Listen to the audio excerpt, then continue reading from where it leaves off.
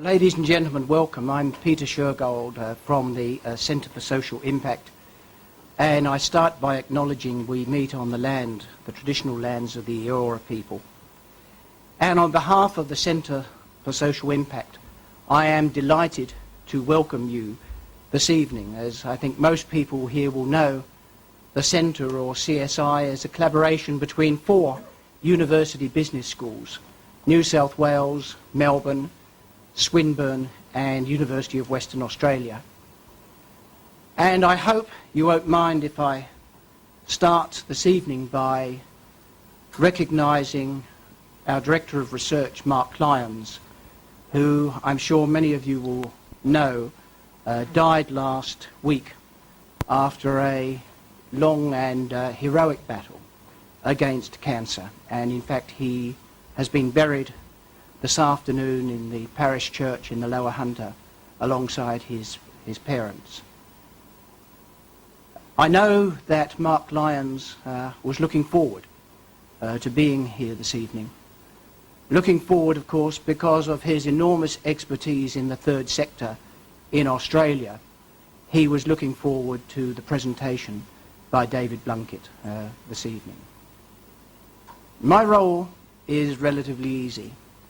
I welcome you, first of all, on behalf of Vision Australia and the Australian-New Zealand School of Government and ourselves, who have jointly hosted the event this evening.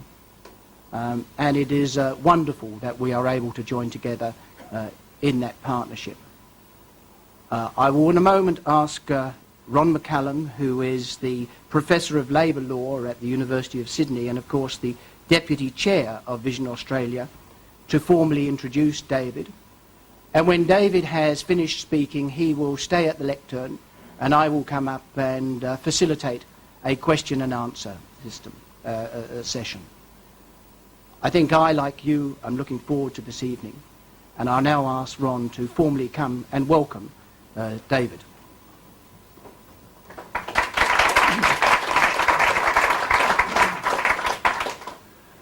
Professor Shergold, Gerard Menzies, Chief Executive of Vision Australia, Nick Greiner, distinguished guests, judges, fellow academics.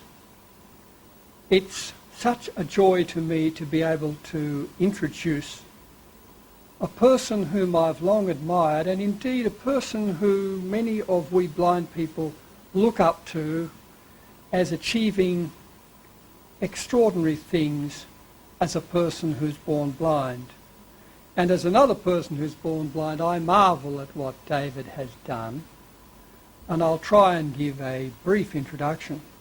David was born on the 6th of June 1947, and it was a 1 in a billion chance that he was born blind.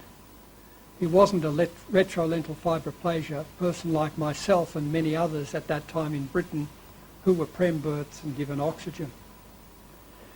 His family was relatively poor, living in Sheffield, and very sadly in 1961 his dad died in a very painful and, if I may say so, outrageous industrial accident. David went to blind schools, as was the case in those days, and he writes about them in great detail in his autobiography. In fact, David, some of your reminiscences are very much like mine. David then attended the University of Sheffield, majoring in politics and history. And in 1970, around about the age of 22 or 23, and the way David told me this in Geneva, it was by accident, but I'm inclined to doubt that. I think by good management and sheer determination, he found himself on the Liverpool Council. Sheffield, sorry, Sheffield. I keep thinking of Liverpool football team, and that's wrong too. My team is Manchester City. But leaving that aside, he was on the Council of Sheffield for 17 years, 7 as leader. He was very strong in local government, and in 1987 he was elected to Parliament in the 1987 election and was an opposition member and fought strongly and successfully against Margaret Thatcher's poll tax for Sheffield Brightside. In 1992, he joined the Shadow Cabinet, and as we all recall, on the 1st of May 1997, the Blair government was swept into office with a huge majority, and on the 2nd of May, the Honourable David Blunkett was made Secretary of State for Education. You may all recall that during the election campaign, when asked what his policies were, Tony Blair said, education, education, education, which meant that David had a significant amount of work to do in increasing class retention rates, in lessening class sizes, and then he had difficult issues in bringing in fees for university students somewhat akin to our HECS system. After the 2001 election, the Right Honourable David Blunkett was made Secretary of State for the Home Office. This really, as I understand British politics, is number 3 in the Cabinet. Behind the Prime Minister, the Deputy Prime Minister, came the Honourable David Blunkett. I'm also told by whispers that the security forces thought this blind guy would be a bit of a pushover. We could just go to him and he would sign detention orders, etc. Little did they reckon with David Blunkett's powers of cross-examination. And he made it very clear that although some of us lack vision, we're not going to be outwitted, and he proved to be a formidable Secretary of State. After the 2005 election, David became Secretary of State for Pensions, and although he only had a short time in this role, he was dealing with some very complex issues that we also deal with in Australia relating to the whole sustainability of the pension process. And you recall that in the last budget of the Rudd government there were issues around the sustainability of our pension system. David has been assisting the government since leaving the ministry over the last few years in various reports, also spending time on his farmlet where I believe he attacked a cow or a cow attacked him earlier this year, but he survived and to be with us. Look, I can speak from having 1 sense less of vision. You need to use all your skills with 1 sense less to accomplish. David has extraordinary skills. To get number 3 in the Cabinet without the sense of sight is certainly extraordinary. I know of no other blind person in the 20th century who has achieved so much, 20th and 21st century. So I'd like you all to put your hands together and welcome the Right Honourable David Blunkett.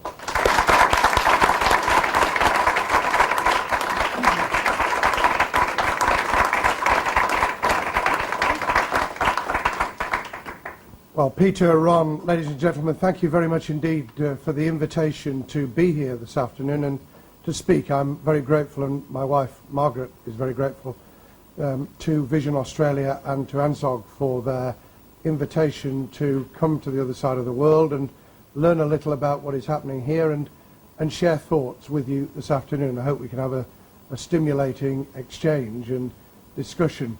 Ron, you've been more than kind to me. I'm not entirely sure that what you've said is deserved, but I'm very grateful to you. I've been involved over the last year or two really trying to examine things from a perspective of those who are not in positions of power and not had the opportunity that I did in government. And I come to it from many experiences that I had in my early years in being part of and being engaged with voluntary community and charitable activity. I remember when I was 16, I went to visit an old lady called Mrs. Plum, and I went virtually every weekend to see her from the school I was attending. And when I was leaving, I went down to see her, and I intended to say that I hoped that I'd have been some help in alleviating her loneliness. And when I sat down and said, Mrs. Plum, I'm sorry to say that I'm about to leave and I won't be seeing you for a very long time. She said, David, I just hope that over the last 2 years I've been able to bring a bit of comfort into your life. And it struck me at the time, and it has ever since, that this is all about a two-way process. That what we're about in terms of what we might call civil society or the charitable sector or voluntary community, some call it in Britain now the third sector, we're actually talking about mobilising people's energy, of their personal commitment, their mutuality. I just produced a document for the Prime Minister called Mutual Action, Common Purpose, which was taking a look at what's happening right across the charitable field, social enterprise and cooperative enterprise in the UK, and made recommendations about change and improvement. And it struck me in looking at mutual action and examining what was taking place across the world that civil society is the glue which holds our world together, whether you're in the third world. I was very interested to reflect from a book produced by Michael Edwards, who's now based in New York, about the women of Sierra Leone who, 1997, 1998, at the time when we'd surreptitiously put forces in to deal with the genocide there, were absolutely responsible for uprising and demanding that there should be the right to a free election, right the way through to people today in parts of the world like Afghanistan who hold together when everything else is falling apart. And that is why even in developed countries with stable, mature democracies, we rely on people in their own lives, in their own neighbourhood, actually being able to take a hold of what's happening. And we all have a responsibility for doing that. I'm involved in community service volunteers. I was a trustee for 25 years in the UK. I'm now patron and vice president of a number of organisations, one of which is the Alzheimer's Society in Britain. And sometimes when you're involved in charitable work, you get caught out. They came to me about 6 weeks ago and they said to me, would I front up and help them with publicity, because they're involved in a major research project, Alzheimer's Research Trust, which is affiliated to the Alzheimer's Society, in terms of doing longitudinal work into prevention of Alzheimer's. And I said, sounds good to me, I'm very happy to help. And there was a pause and they said, this involves people being persuaded to donate their brains when they've died. And I said, well, I'm very glad it involves giving your brain when you've actually gone rather than before. And I said, well, I presume that you're asking that I should agree to do this. And I was just about to get married to Margaret, so I decided I'd better ask her first.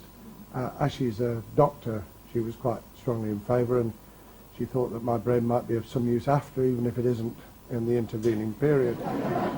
So we've agreed to do that, but it doesn't involve any pain, it doesn't involve any real giving, it just involves a psychological commitment to actually being able to overcome what for many people is an emotional trauma in terms of thinking what they're prepared to give. I only use the example because actually, if we're going to talk about coming together and providing that glue, then we have to demonstrate it in our own lives as well. And very often we ask too much of people, so they shy away, they get burnt out. And I think we've just got to persuade each and every one of us that what we do in building a family and the commitment we make to each other in that sphere, we can make in the wider community. The family is the building block, in my view, to building into the wider community. The community is the crucial element that ensures a civilized society, that protects us from the worst exigencies of individualism and selfishness.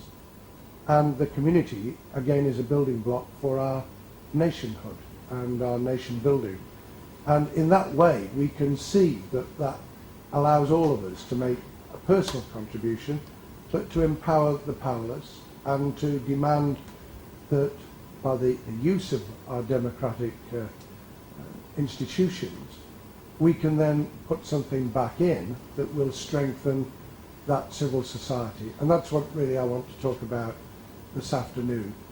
I think there are three challenges that, there are many more, but there are three major challenges that face us. Globalization and the fear of rapid change that brings provides the backcloth, if you like, to how we act. Information technology and communication provides both an enormous opportunity, and many blind people know just what a tremendous opportunity that can be, to grasp information, to be able to access education, to be able to communicate in new ways. But it also provides great dangers of isolation, where people think that they're in contact with the world because they're online or because they can text, whereas of course very often that can give excuses to families and friends that you don't really need to be in personal touch quite as much as you used to be. And the third element which relates to that is ageing population in the developed world. And as we live longer and mobility means that we often live away from the family in a way that wasn't true in the past, then we can experience isolation. And I think the reason I think these three challenges are really important is because taken together, that they actually enable us to face the world in a new way if we're prepared to do the underpinning of seeing how charitable and voluntary and community activity can provide the antidote to the blacker side, the darker side, and elevate the good that comes out of those three elements. So let me just say a word about globalisation. I mean, it's taken politicians in my own country, particularly in my own party, quite a long time to come to terms with globalisation. We lived in a cocoon where we thought we could actually stave off the developments, economic, social, cultural, when quite clearly you can't. And therefore you have to learn to live with them and to shape them as best you can in that global environment, and to use the power of government to be able to help people through that change, and to mobilise the power of giving and support and philanthropy and corporate social responsibility to maintain a civilised society in which to live, and to be able to counterweight global change in a positive fashion, not to stop it, but to counterweight it so that the worst elements of globalisation don't hit people. One of the worst elements of globalisation, because of the rapid change it brings, is fear and insecurity, fear of difference, insecurity about identity and sense of belonging, one's place in the world, and as a consequence, the instability that leads people to close their minds, to be fearful. You experience it here as I experienced it when I was Home Secretary, in terms of inward migration, people's fear of the change that brings. And television here this week is covering opinion polls on whether your government have handled an upsurge in boat people again, in the same way as I experienced it almost daily when I was Home Secretary, with people crossing Europe to get into the United Kingdom, and the Sangatte refugee camp that sprung up at Calais on the French coast, and persuading my friend Nicolas Sarkozy. I don't embrace that word friend lightly. He was the Interior Minister when I was Home Secretary. His then wife, who was equally as beautiful as Carla, had a daughter at Sheffield University. The reason I made it clear that I would represent Sheffield, not Liverpool, is not only because they were slightly revolutionary in Liverpool and we had to deal with them in the dark days when Labour was in opposition, but actually because I'm very proud of the city of Sheffield. And Judith, Nicolas Sarkozy's stepdaughter, was there, and he used to come quite regularly with Cecilia to visit and to jog around the streets of Sheffield with his security team jogging after him. So we had quite an experience, and talking to him about how to develop a balance between security on the one hand and social improvement and change on the other was quite instrumental. We crossed political boundaries because we were of different political persuasions, but we had a particular view of the world. And of course information technology also affected it as well. I'll just tell you a little story that isn't in my memoirs, about when we were agreeing to close the camp at Sangatte, and he wanted me to take a very large number of the Iraqi and Afghan refugees, and this was a political hot potato back home. And he came in to see me the evening before the formal conference was due to take place, and we were to reach agreement. And I understood why he invited me to the the French embassy for dinner, not only because they cooked very well, but because he could get me in a private room and tell me something that I needed to know, namely that he knew what my negotiating bottom line was. And it soon became very clear that my staff had not encrypted the emails that we were sending to our embassy in Paris. And at that point I realized how dangerous new communication could be unless people had a clue what they were doing. And all of this links to an aging population, because actually globalization is of greater fearfulness and insecurity for older people. Information technology brings possibilities but is equally fearful for older people. And the longer we live, the more we worry about rapid change and difference. So I put that on the table because I think that improved work through mutual action, through the glue of the third sector, can actually deal with many of these matters by both engaging with and enabling older people to be able to put something back into society. We all want to live longer, we want to be healthier, we want to be alive and valued, and actually the more alert and alive and more contributing we are, the more likely we are to remain healthy and able to contribute. So it's a virtuous circle. But also to ensure that in the third sector we're shaping policy. We're not just a tool for dealing with change or for filling gaps in services or even for creating a niche. We're actually involved in shaping policy by being engaged at that level in the real world around us. And we've, in Britain, been agonising in terms of changes in the way that the third sector operates. It's one of the reasons why I was undertaking the work I was. We've moved from years ago where charity meant a kind of paternalism and a patronising approach, benevolence, kind of distant benevolence, to hands-on activity. It took my party a long time not to be suspicious of charity, of voluntary community work, as though it was somehow an alternative rather than complementary to the delivery of public services through the power of government. And I've been a strong advocate in fighting off those who still believe that somehow that they should be suspicious of the third sector on the grounds that it does fill niches, that it does offer an alternative, not to cutbacks in service or disengagement by government, but as an absolutely key tool for fulfilling overall public policy as well as shaping it. And we've had to examine how to do that in a way that gets local government and now the devolved Parliament in Scotland and Assembly in Wales and the Executive in Northern Ireland, as well as the government at Westminster, to actually engage positively and to see how services can work in partnership together. Partnership's a very overused word in the UK, but genuinely putting those together can do things that we can't do separately.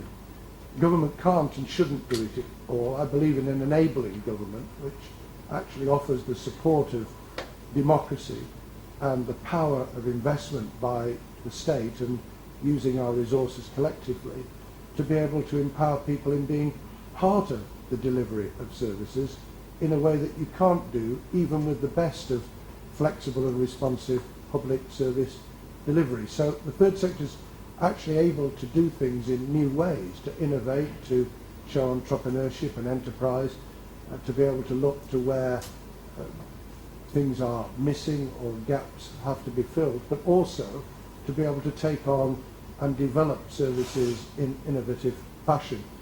To do this, we've set up a compact, and we soon discovered that you could have a compact between public and private and public and third sector at local level and at national level, but unless you actually had an overarching umbrella organisation to watch, to reinforce and to help change, then it would be fairly meaningless. So we've set up a commission for the compact, which my former permanent secretary, at the time I was Education and Employment Secretary, first oversaw. He now runs the Institute for Government in London, Sir Michael Bishop.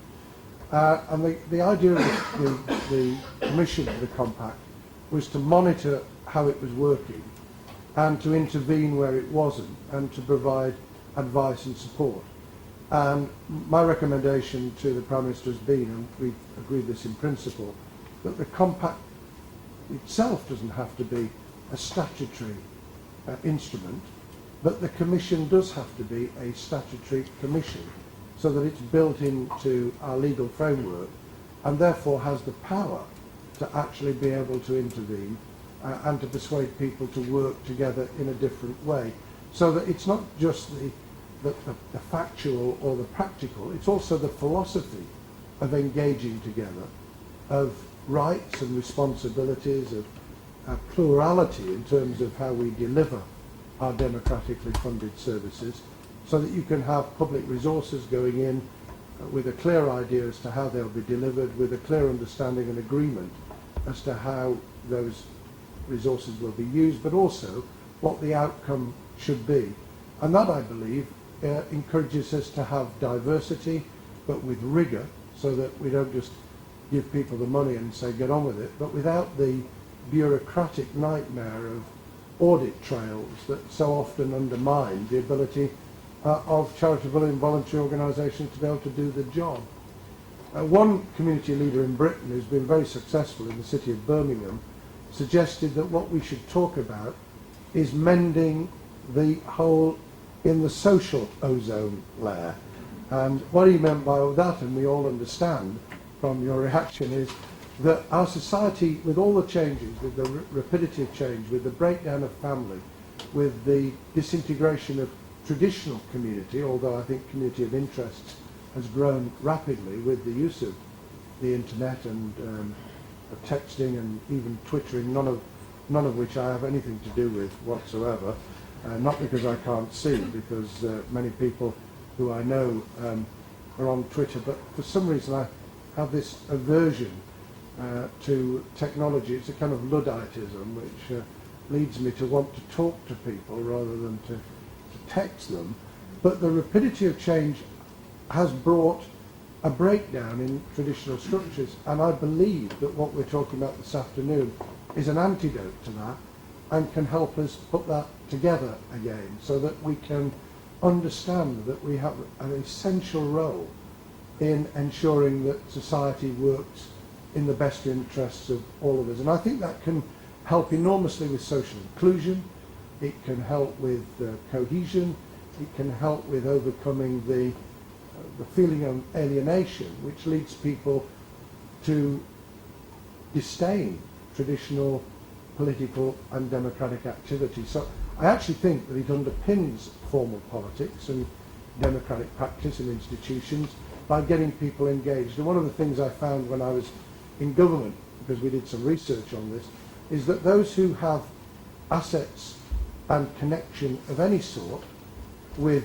society around them actually are more likely to be engaged in every sense with the democratic structures. You've got compulsory voting, which I'm quite attracted to, actually.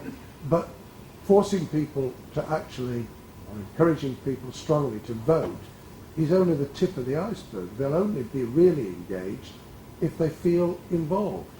And to get people involved, you need them to feel that they've got a connection with what's happening around them. To get them to feel that they've got something that's worth being involved in, you need to encourage them to feel that it's a two-way street in the way I was describing earlier. So it's a shared responsibility in every possible way of engaging. We call it, I don't know whether you do in Australia, building social capital, where within the community you give people the capacity to be involved, you encourage them to do so, and then, and this is a crucial element, you devolve them the power and the responsibility for doing things. So we're talking now about people running their own leisure clubs rather than local government running it for them. We're talking about people actually being given the resources, not handing over the responsibility without the wherewithal to do it, but being given the responsibility for running their own social housing, their rented housing programs, and people are engaged with this very positively in being able to decide for themselves. When I was a very young councillor, we had to change the way in which we delivered services quite rapidly, because I don't know whether people had got a particular interest in the company producing the paint, but I soon discovered when I was on Sheffield City Council that we were painting all the houses on the estate the same colour. People got no choice over what, and I had it described to me, a miserable grey as well, so it wasn't even cheerful. And everybody got exactly what was decided was good for them. And of course people revolted quite rightly against that, and now, as part of social housing, we have the ability of people to join in making their own decisions about renovation, about change, about what sort of environment around the housing they will live in. All sorts of examples, including giving people much more greater authority over the running of schools and parent involvement, the care of older people and the engagement of those who are being supported, so that people can have a real say in their society around them. You've got slightly greater numbers of what we might call the building blocks of social capital in Australia than we have. I think you've got a very large number of small voluntary organisations, and I hope you'll be able to hold on to those and build alliances together. One of the things we've discovered is that people are, even in the revered parts of the voluntary and community sector, the charitable sector, very reluctant to actually work together. This is a perverse outcome, because you'd think that those who were engaged in that way would be very keen to be cooperative and to link together. We're having a task at the moment in trying to persuade organisations for and with blind people to join up, to have an umbrella organisation that will cut the cost of the overheads whilst enabling the brand and the niche to continue. I've been asked to chair a review of trying to get the Royal National Institute for the Blind and Guide Dogs for the Blind to work together. I'm a guide dog owner, so guide dogs can't feel threatened. I'm vice president of the RNIB, so they don't feel threatened.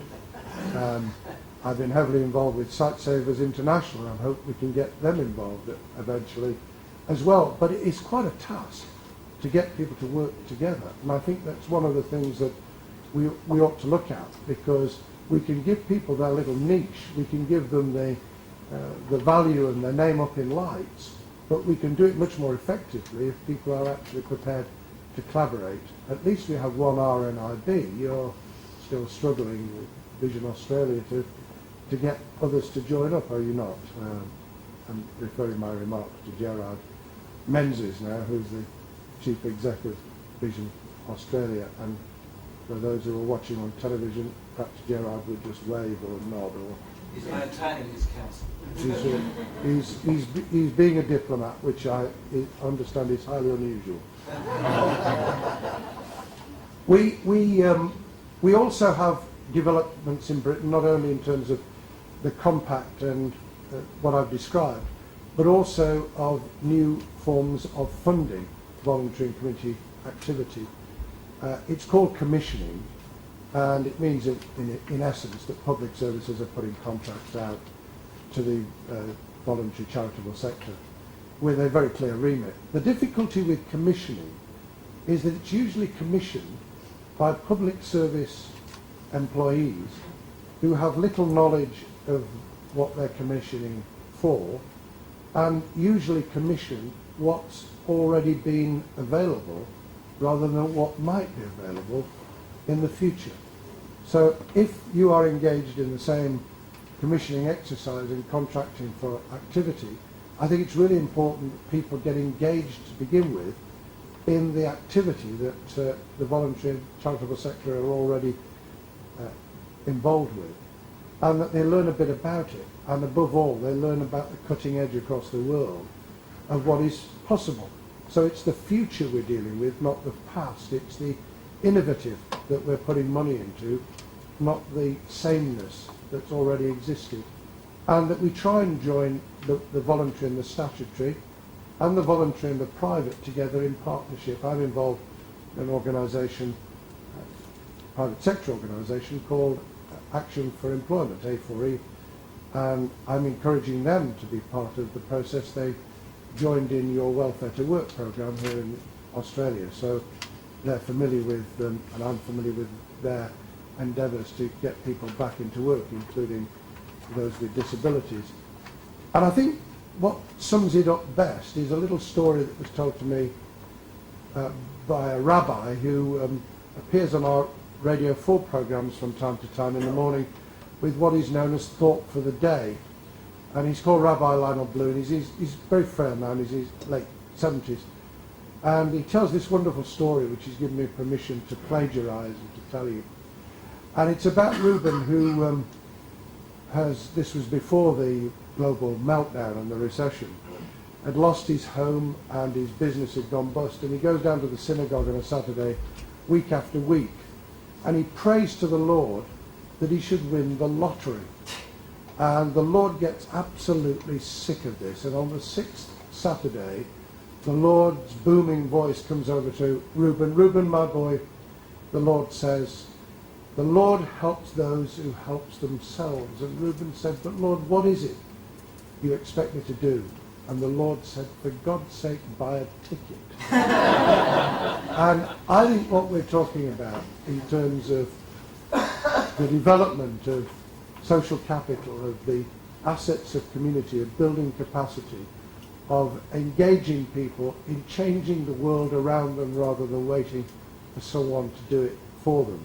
To be able to fill the niches, to cope when government let them down, when our democracy doesn't live up to what we expect of it, or to engage our democracy in entirely new ways so that there are pluralistic voices to be heard, people included who would otherwise be outside the political power base, to have their voices heard aloud. We're talking about people being prepared to buy a ticket.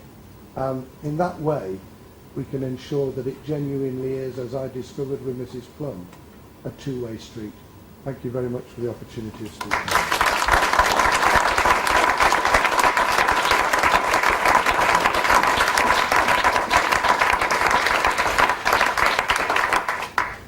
Well, thank you very much indeed, David. Now I'll facilitate questions. Any questions? Yes. David, I'm very interested in the idea that you build capacity, you empower people to build their social capital, and then you devolve responsibility back to people to deliver those services themselves. I wonder how it impacts upon casting people off from the net of financial dependence they might have, for example, through government funding, and is part of the strategy to provide people with governance mechanisms so that they can continue to... You gave the example of leisure centres. I'm wondering about building people's knowledge of cooperative structures and other forms of social businesses. How is the UK government looking at that aspect? Do you want me to take that, Peter, while others think of comments or I think contributions? Okay. Well, firstly, I think we have a slightly different structure in terms of what we would call social enterprise. It helps to have a charity commission in the UK who can help distinguish those who are entitled to charitable tax relief and to be seen as a charitable organisation, as opposed to those who are not for profit but are a social enterprise and are expected to stand on their own feet rather than being fundraisers in order to be able to survive in the sense that you would understand as a charity. And there are two elements here. One is where a social enterprise can engage with a need but actually make sufficient surplus to be able to reinvest and to be able to develop that. And a third sector charity organisation which might depend on commissioned services to deliver, might depend on fundraising, including corporate social responsibility from major enterprises, but can engage those receiving the service in shaping it. Mental health services is a good example. There are one or two good examples in the United States. Milwaukee is the best example I know, where people who are receiving mental health services are being supported and helped to actually begin to reshape and to deliver those services and to become mentors. And part of, as we all know, part of getting over a problem is actually being able to show that you can do it yourself and to help other people. It's a sort of self-fulfilling virtuous circle and self-fulfilling prophecy. We have a separate element in terms of empowering people who would otherwise be recipients of service by giving personal budgets. So we're developing now, as I imagine you are in Australia, personal budgets so that people with advocacy and support, because obviously they can be vulnerable to exploitation, to be able to buy in services from wherever, from private or public or third sector, that meets their particular need rather than the service determining what people get, which is what traditionally always happened. We developed a service and it was take it or leave it, and people who were in particular need had to take it, and the service is atrophied and didn't necessarily change with time. So giving personal budgets to people to be able to do that is another innovation that's taking place. But I don't believe you can do it unless you're empowering people by helping them and supporting them. So this is not disengaging from the need for government at local or state or federal level in the Australian situation. It's about changing the nature of government. So government become an enabler and facilitator and not somehow the hander-down of wisdom or the sole provider. And instead of this being a threat, I think it's a pluralistic offer of something very different. And if we can overcome people's innate concerns on the right, I suppose, that private enterprise and profit are the great gods, and on the left, social democratic left, that somehow this is undermining public service and the public service ethos, we can get over those two elements. We can make sense of it together. Next question. Yes. So my question is about the compact. I'm quite keen to know a little bit more about the commission that has been set up, and does it only step in if there is an issue, or does it have an inspection approach, or how does it actually operate? Yes, it's still developing. So Bert Massey, who's taken over the role of commissioner, is himself disabled, is in a wheelchair, and is very sparky. In fact, he was the chair of the Disability Rights Commission, which I set up and is now incorporated in the Equality and Human Rights Commission, which has taken in race, equality for women, sexual orientation and disability.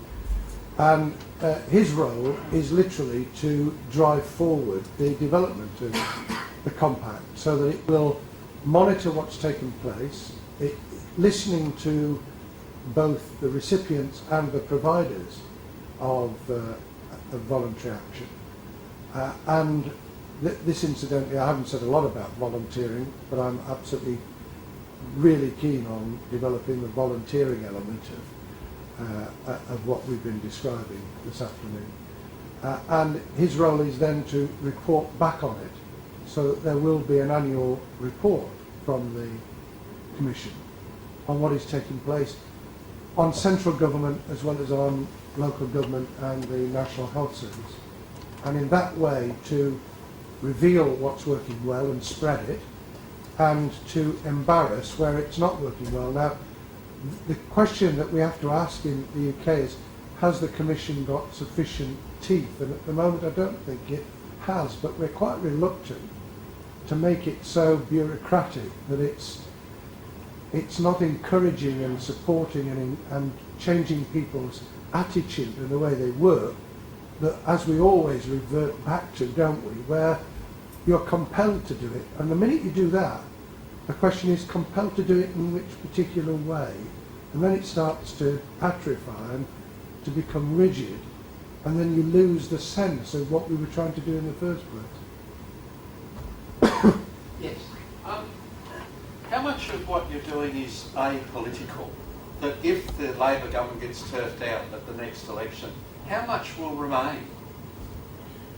Well, we've had a conversion on all sides. I mean, some of my colleagues have been converted to this idea of a dynamic civil society, of communitarianism.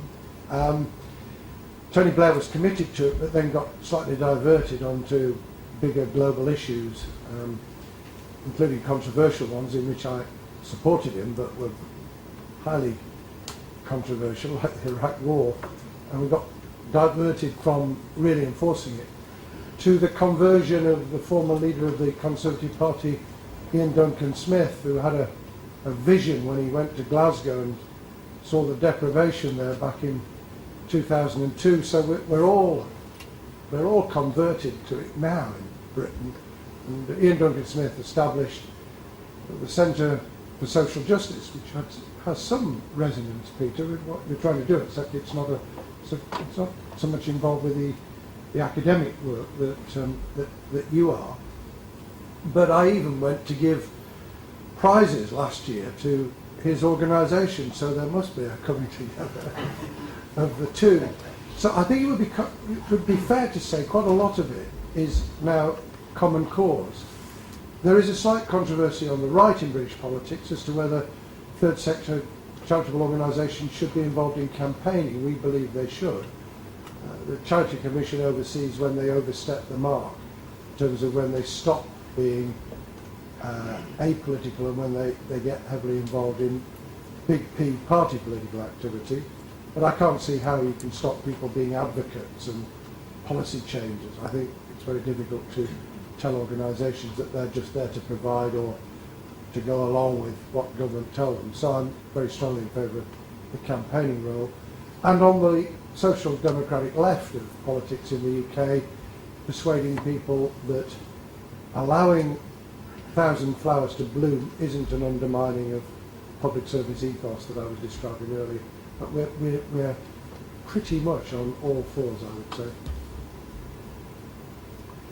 Other questions? Well, David, I'm going to take that. Gerard was putting his hand up, I'm going to get him first. As a former public servant, I remember being very excited about the possibilities when we created the job network. And I think by the time I ended my oversight, 50% of the labour market services were being delivered through not-for-profit. Is this now Job Service That's Australia? correct, that's right. That was the predecessor from Yeah. 1996, 97. Yeah. But of course, one of the things that was most exciting was the possibility that by having that range of organisations with different missions delivering services, you'd actually drive social innovation. But in fact, what's happened over time is that the amount of compliance regulation that is introduced often means that if we're not careful, the public services seem to want to create through the not-for-profit sector a range of public services agencies delivering the service. I wonder if you had the same challenge in the UK, and if so, how you've tried to address it. I think we're at an earlier stage than you are in terms of the plurality of provision. We have the equivalent, I suppose, of Job Service Australia is the Flexible New Deal, which is overseen by Job Centre Plus, which emerged from our employment service. In fact, I oversaw the change to bringing together what is, I think, your Centrelink provides the benefit system. That's correct. We combined your Centrelink with what is your Job Service Australia, but we haven't actually devolved sufficiently yet the power of the not-for-profit and private sector providers who are involved in the Flexible New Deal, which is the providers of welfare to work programs, of engaging people in preparation for work, in placement, which is what you're describing, with sufficient flexibility. For instance, the Job Centre Plus public service element direct the client to the provider rather than the client choosing which provider. I think in your system, clients have a right to choose a provider. Is that right? They have a right to do so, But they don't it's actually necessarily. quite limited. Right, which is where you're coming from, Peter. I think that's what you're saying. Do we build in a new atrophy where you've got a different person doing what was previously done rather than a different organisation doing something really imaginative? And there is a real problem here. I was advocating very strongly when I had the brief, and I was responsible back in 97 to 2001 setting up the New Deal programmes and trying to drive new innovative welfare to work, that our Treasury, under our esteemed Prime Minister now, but then the Chancellor of the Exchequer, were quite happy to engage in new organisations delivering, but wanted the organisations to follow a particular pattern, and very reluctant to give them flexibility to be responsive in case they did something that might either fail or might be outside the norms of what we found to be acceptable. And I think this challenge is right across the world, where people just won't let go.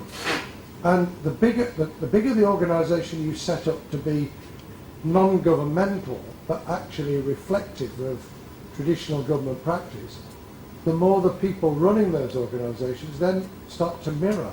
It's almost like, Animal Farm. They take it on, and they become what previously they were challenging. And the only answer I know to deal with this is to give power to the recipients of service to be the challengers and to be able to demand some form of engagement in overseeing what's happening. Then, of course, you've got to avoid the revolutionary syndrome of the biggest Bolshevist of all, in the client group, actually overpowering those who would like a voice, but are quite happy to do it in an evolving way rather than a revolutionary way. And I grew up with people who were completely Bolshevik, like everybody else. And, we wanted to change the world rather rapidly. In the school I went to, we wanted to actually put out our own cereal and put milk on it rather than having it done for us.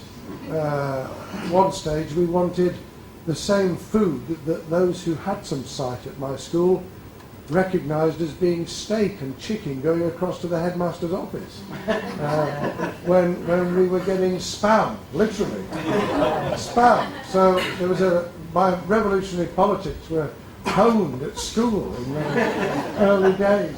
We've got to give people a voice, but it's got to be the voice of the majority and not just a minority. So we're struggling with this all the time, aren't we?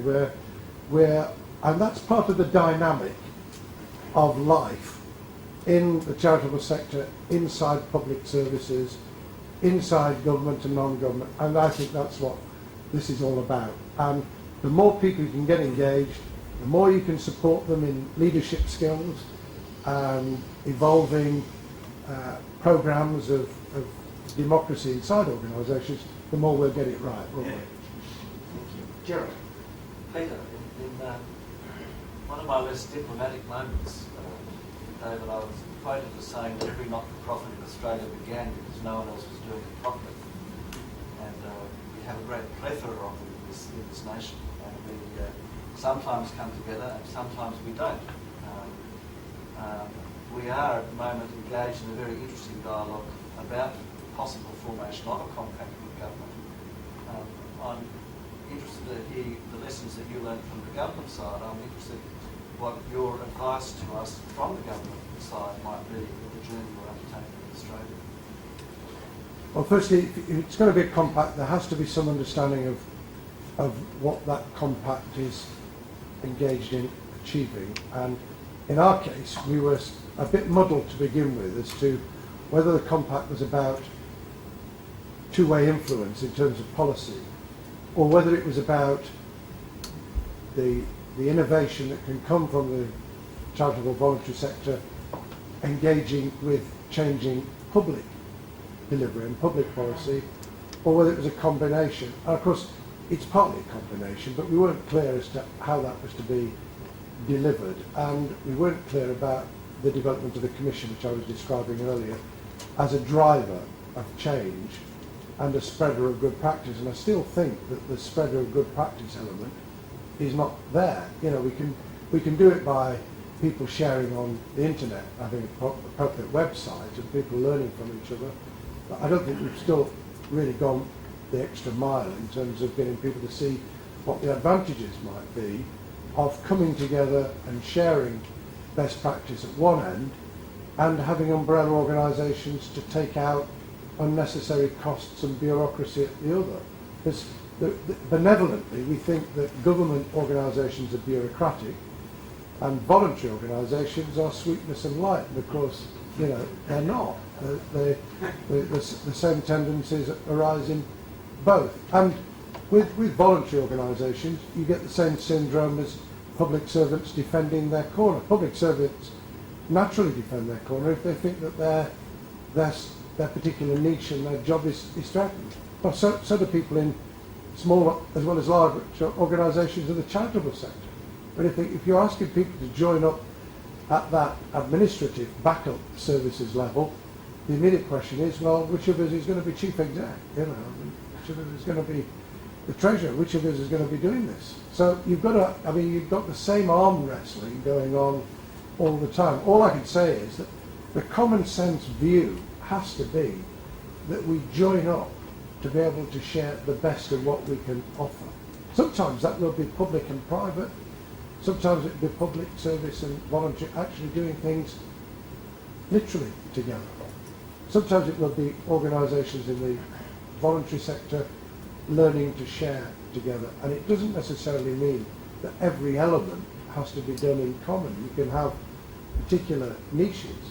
The RNIB in Britain, the Royal National Youth for the Blind, had joined with Action for Blind People who were providing employment activities, and they've retained their brand. So Action for Blind People, in conjunction with the RNIB, are still providing their services, but they've cut out the most enormous duplication of costs overall, and they're able to join together in raising funds together much more effectively and approaching corporate donors and corporate sponsors together. And it makes it a lot easier for people who want to do good and help to know who to turn to, because they've not got competing people saying, don't go to them, don't give the money to them, give it to us. Guide dogs find it easier to raise money than most other organisations dealing with loss of sight, because people love dogs. And they're a living symbol. I have a guide dog, and you know, my guide dog is probably the most famous guide dog in Europe. Gets up to all sorts of antics inside Parliament. I had one dog many years ago who vomited across the House of Commons floor in the middle of a budget presentation. What was apocryphal was the budget turned out to be disastrous. So, you know, that's easy. Not everybody can have a dog. Other questions? Yes, David, you talked a lot about organisations working together. I'd just like an opinion from you. One of the things that we seem to observe in Australia a lot is that everybody's set up to compete against one another. So people are bidding to get money to support their whatever they want to deliver. And then whoever else is in the same market, they're competing against them. And so there seems to be no impetus for them to work together. Well, perhaps we could, I mean, this is something for me to take back to the UK and think about. Perhaps we could use tax incentives to actually help, as well as Charity Commission in Britain is driving forward change. It is encouraging organisations to do so. It's asking questions about long-standing charities as well as newer ones. What are you doing? Why are you doing it? Are you really charitable? Are you simply duplicating what somebody else is doing? Could you join together? We could use tax incentives. We use tax incentives anyway to encourage giving. We have gift aid, where I don't think it's quite as flexible as yours. If you give money, we have quite a bureaucratic system for the charities to have to fill in the forms and get the resources back. If you're a higher taxpayer in Britain, you give them the option of keeping the extra tax relief or giving it back. We haven't gone as far as I would like in terms of tax relief for corporate organisations, for business giving tax. Maybe we could say that we will give extra support for a period of time in a particular sector for organisations that are prepared to join up, which would be a way of giving encouragement without forcing them to.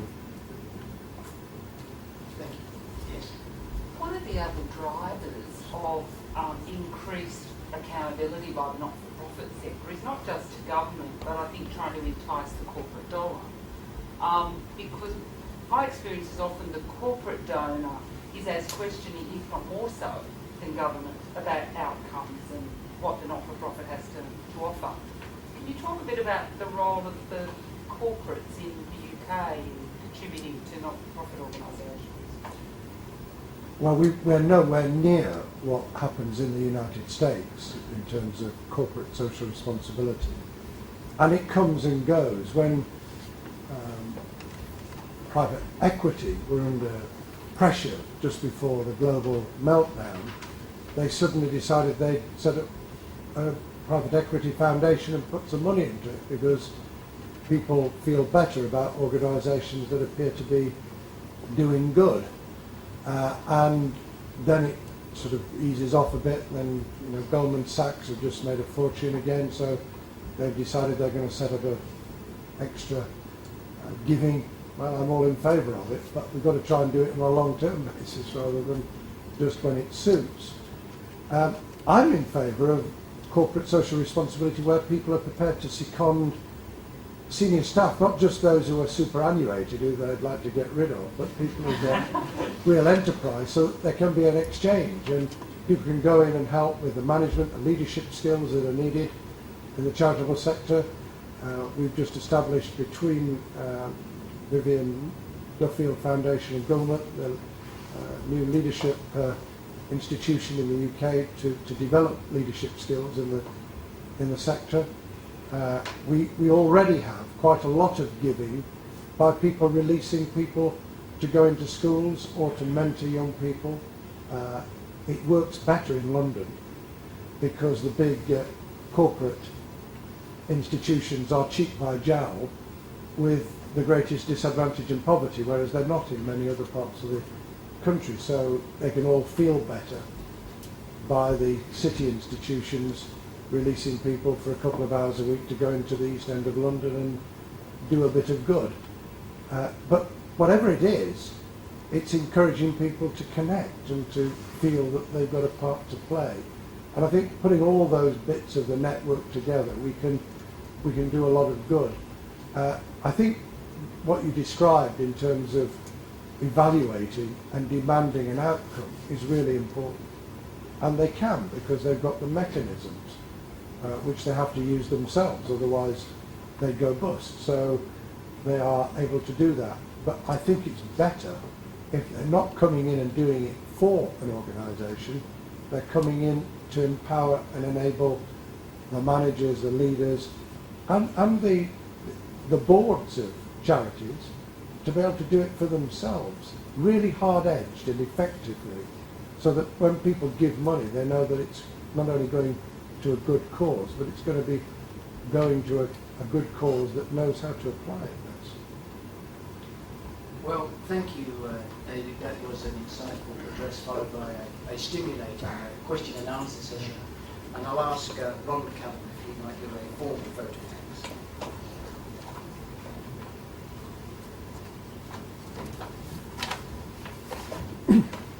Before thanking David, may I acknowledge someone I should have acknowledged earlier, Mr Graham Innes, Disability Commissioner from the Australian Human Rights Commission, a person who has made an extraordinary contribution to our nation.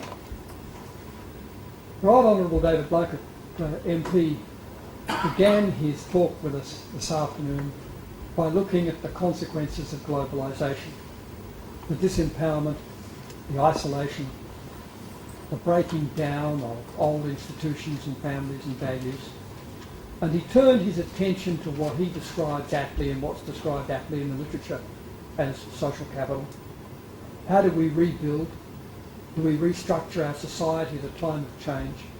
How do we take away fear as things are changing, whether it be the financial downturn of the last 12 months or climate change in the future? And David really is a cooperativist, a communitarian.